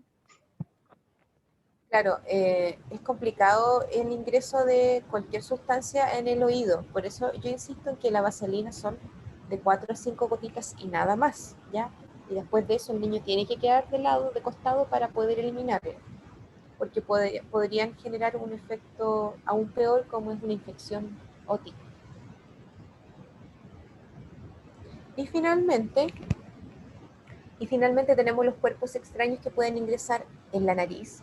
En este caso, si el cuerpo extraño es visible, ya lo mismo, al igual que en el oído, si es que se puede ver, comprimir con un dedo la fosa nasal opuesta e indicar al niño sonarse la nariz con fuerza. Ya. Si el cuerpo extraño está en la fosa nasal izquierda, usted comprime la fosa nasal derecha y le pide al niño que por favor se suene la nariz con fuerza y que expulse de esa manera el cuerpo extraño. ¿Qué pasa si ese procedimiento no funciona? Usted va a tener que estimular la fosa nasal con una mota de algodón para provocar el estornudo. Esa es la segunda opción. Con algodón, como el algodón tiene partículas muy suavecitas, finitas y delgaditas, ustedes lo ponen en la fosa nasal que está sin el cuerpo extraño. ¿Para qué? Para producir el reflejo del estornudo. Entonces inmediatamente al niño le van a dar ganas de estornudar y en ese momento puede con fuerza expulsar el cuerpo extraño que está visible.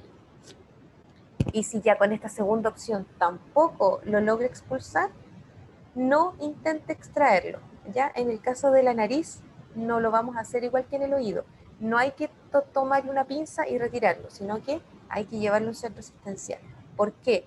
Porque ya probamos de dos maneras en la que el niño ejerce fuerza de adentro hacia afuera y de ninguna manera salió. Por lo tanto, si yo tomo una pinza, probablemente tampoco lo voy a lograr sacar.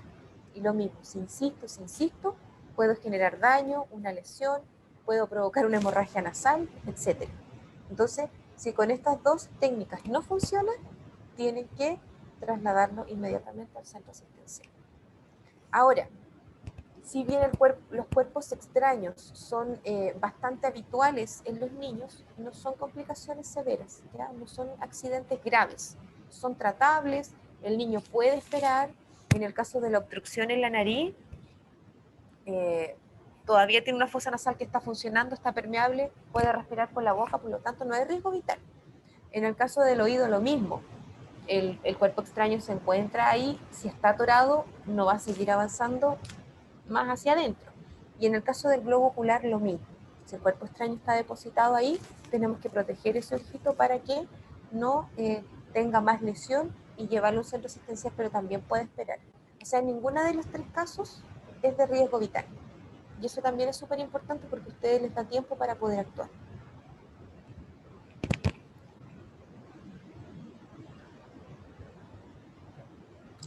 Ya, dice, y si no sale, los cotonitos a veces igual, el algodón queda dentro del oído, a un familiar le pasó y tuvo que acudir al hospital.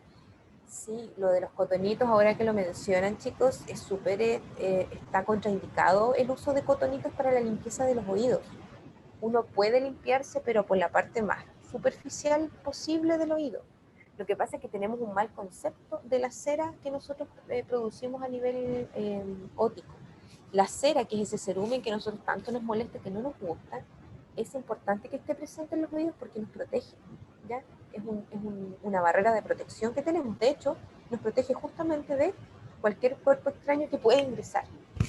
No, le impide el paso más adentro. Por lo tanto, uno intenta siempre de limpiarse muy bien los oídos con un hábito higiénico, pero resulta que está contraindicado sacarse completamente la cera de los oídos. Yo he visto gente que se introduce los cotonitos hasta más no poder. Eso está totalmente contraindicado. Entonces no lo hagan, ¿ya? Pueden hacerse un aseo en el oído con cotonitos, pero muy superficial. La cera, no se preocupen, la cera es necesaria que esté presente. Mira, a alguien le pasó ya, porque con el mismo cotonito se le quedó incrustada la parte del algodón adentro y tuvo que ir al hospital para que se la retire. Claro, quizás hasta dónde se le introdujo.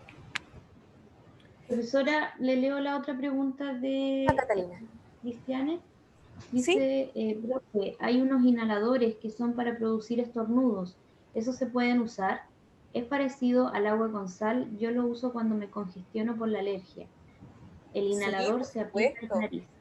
Sí, por supuesto. O sea, yo le estoy dando tips de las cosas con las que uno cuenta. Por ejemplo, algodón siempre van a tener en su botiquín. Entonces, el algodón es algo súper práctico para generar el estornudo. Ustedes se ponen un poquitito de algodón en la nariz y viene el reflejo del estornudo. Pero claro, hay inhaladores que se aplican que también provocan este reflejo y si lo tienen, utilícenlo, ¿ya? Pero yo siempre les voy a hablar desde el contexto de primeros auxilios en el lugar en el que estén. Y en el lugar en el que estén, sobre todo si es en el trabajo con los niños, ustedes tienen que contar con un botiquín de primeros auxilios. Y con eso yo les voy a enseñar a trabajar.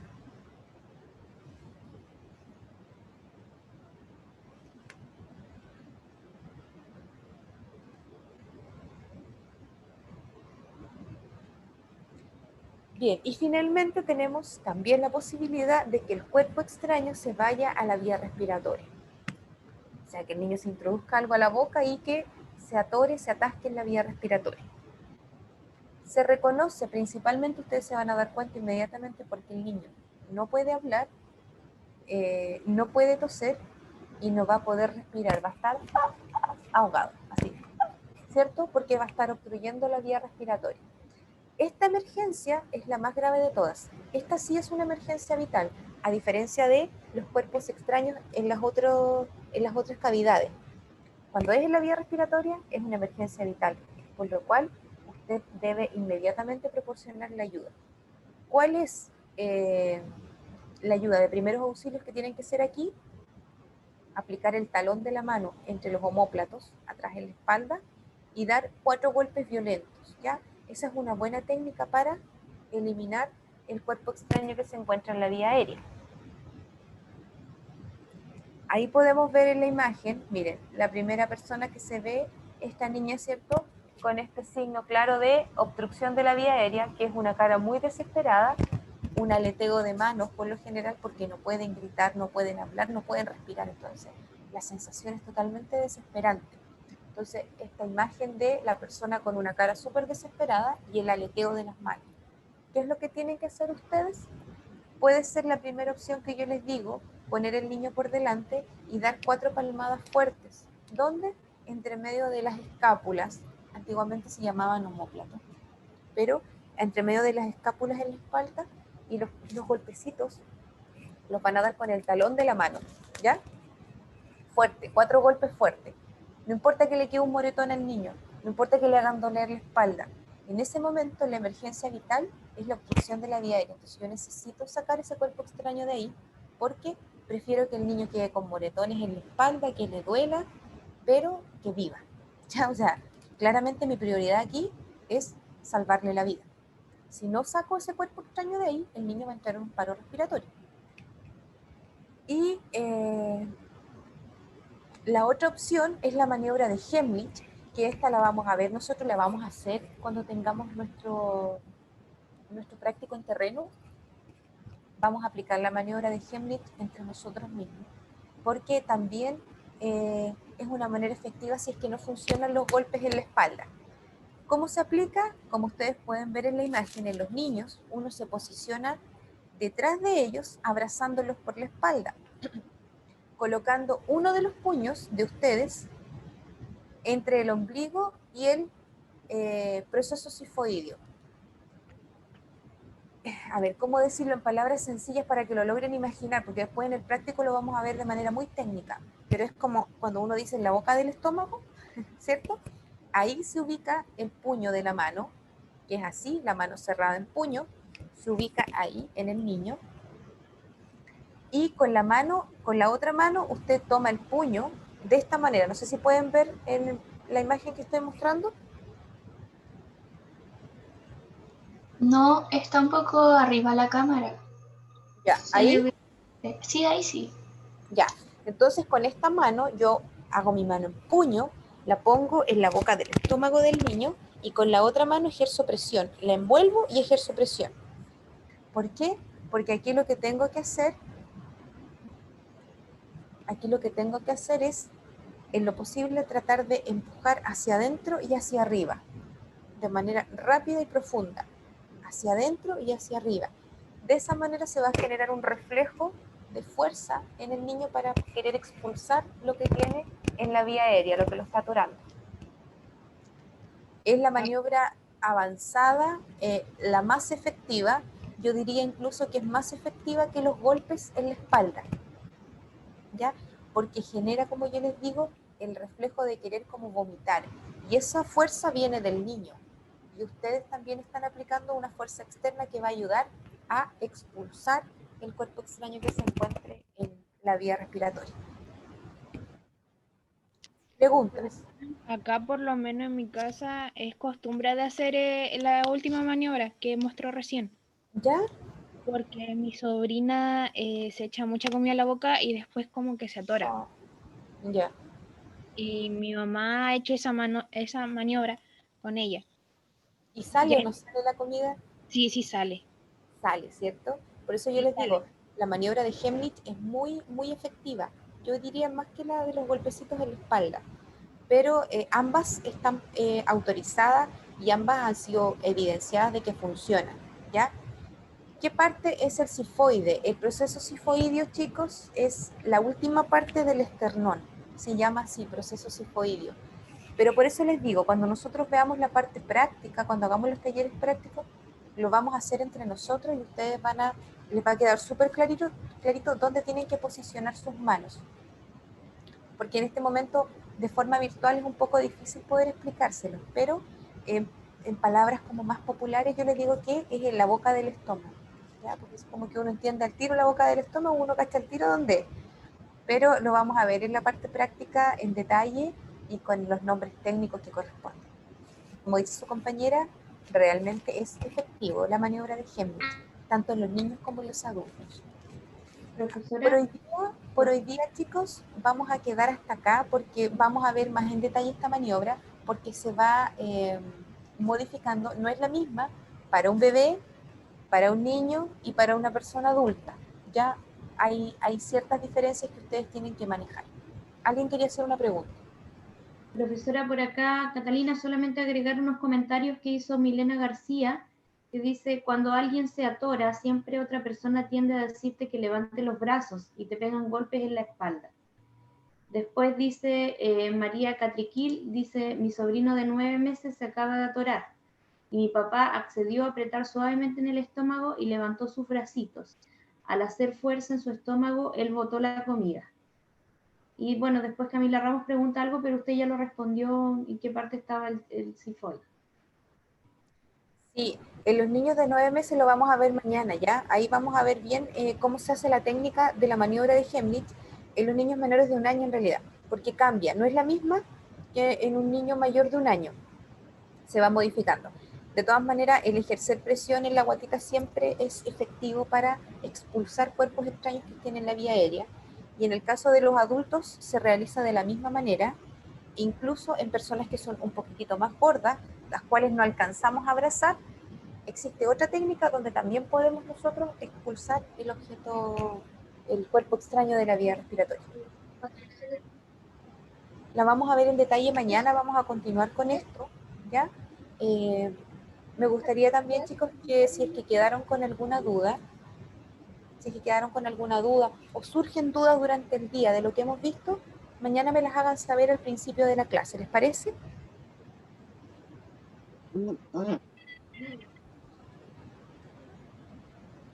Sí. No sé si ahora hay alguna pregunta, porque ya estamos finalizando la sesión de hoy día. Ya, dicen por el chat, quedó todo claro, por lo menos. Yo quedé con todo claro, por lo menos.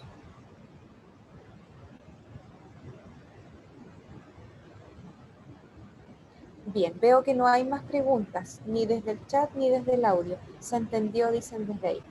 Chiquillos, me alegro mucho que haya sido... me alegro mucho que les haya quedado clara la clase de hoy, esa es la idea. Participen mucho, pregunten mucho, porque ustedes yo creo que ya se han ido dando cuenta de la importancia de manejar estos pasos de primeros auxilios ante cualquier eventualidad, ante cualquier accidente. Y con sus mismos ejemplos que han mencionado, se han dado cuenta también de que muchas veces uno genera más daño de la ayuda que quiere proporcionar simplemente por no saber actuar en este tipo de situación. Así que pregúntenos más y como les digo, si durante el día les surgen dudas, mañana las vemos al principio de la clase. Traten de leer también, el material ya fue enviado a sus correos, el PowerPoint que yo les estoy presentando, ustedes lo tienen a su disposición. Entonces, si quieren avanzar con la materia como para ir más al tanto, yo los invito a leer, a revisar, y mañana en una de esas aparecen preguntas nuevas que hoy día no han surgido. Así que muchas gracias por la audiencia, muchas gracias por la participación y por la asistencia. Catalina, gracias también por acompañarme con la lectura del chat. Gracias, Daniela, a ti también. Angélica, muchas gracias. Nos vemos mañana. Que tengan un excelente día. Nos vemos mañana, gracias. Nos vemos mañana. Chao. Adiós.